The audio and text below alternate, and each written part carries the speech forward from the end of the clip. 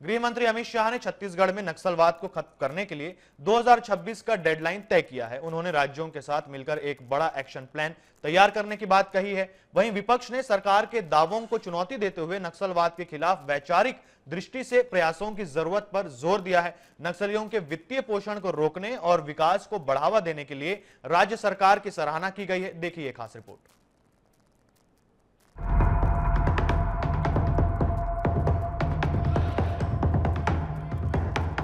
छत्तीसगढ़ में नक्सलवाद को समाप्त करने के लिए केंद्रीय गृह मंत्री अमित शाह ने 2026 का डेडलाइन तय किया है।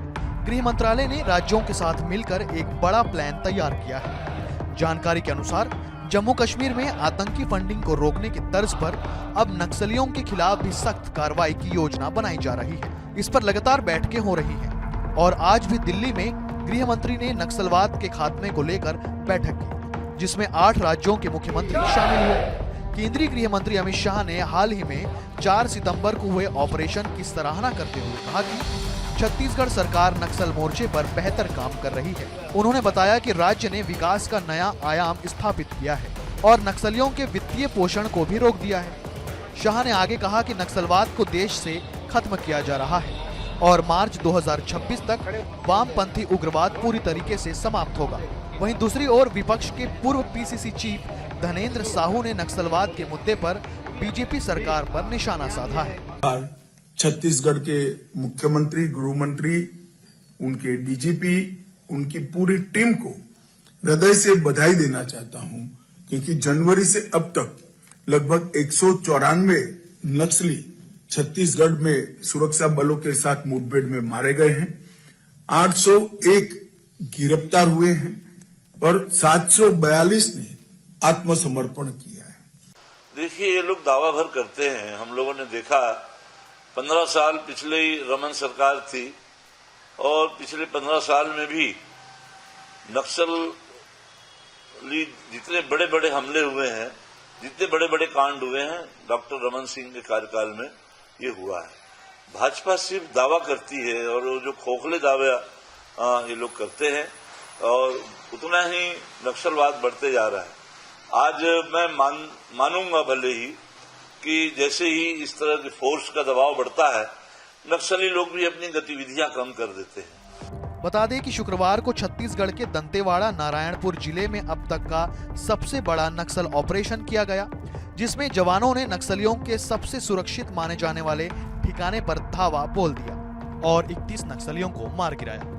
जिसके बाद मुख्यमंत्री विष्णुदेव साय ने अपने मंत्रीगणों के हाथों मिठाई भेजकर नक्सल ऑपरेशन में शामिल जवानों की हौसला अफजाई की। उप मुख्यमंत्री और गृह मंत्री विजय शर्मा, कृषि मंत्री रामविचार नेताम और वन मंत्री केदार कश्यप ने दंतेवाड़ा नारायणपुर की सीमा से लगे थुलथुली क्षेत्र में छत्तीसगढ़ के सबसे बड़े एनकाउंटर को अंजाम देने वाले जाबाज जवानों का मुंह मीठा कराकर उनका हौसला बढ़ाया।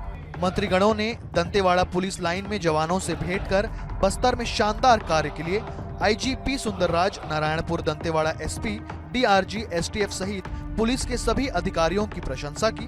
गौरतलब है कि इससे पहले नेता मंत्री केवल सोशल मीडिया में ट्वीट कर जवानों का हौसला बढ़ाया करते थे, लेकिन ऐसा पहली बार हुआ है कि जवानों के उत्साहवर्धन के लिए मंत्रियों का दल बस्तर पहुंच गया और जवानों को मिठाई खिलाकर उनकी पीठ थपथपाई। साल 2011 में 465 नक्सली हमले हुए, जिसमें 80 नक्सली मारे गए। साल 2012 में 370 नक्सली हमले हुए, जिसमें 46 नक्सली मारे गए। साल 2013 में 355 नक्सली हमले हुए, जिसमें 44 नक्सली मारे गए। साल 2014 में 328 नक्सली हमले हुए, जिसमें 60 नक्सली मारे गए। साल 2015 में 466 नक्सली हमले हुए, जिसमें 48 नक्सली मारे गए।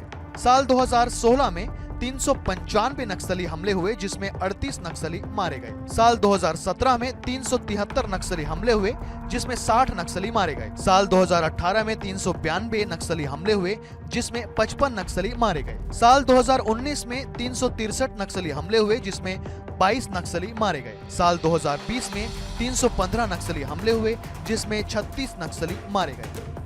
गृह मंत्री अमित शाह ने 2026 तक नक्सलवाद को जड़ से उखाड़ फेंकने की बात कही है। ऐसे में देखना होगा कि बीजेपी के लिए नक्सलवाद को छत्तीसगढ़ के साथ साथ देश में समाप्त करना कितनी बड़ी चुनौती हो सकती है। Bureau report, DA news plus, Raipur.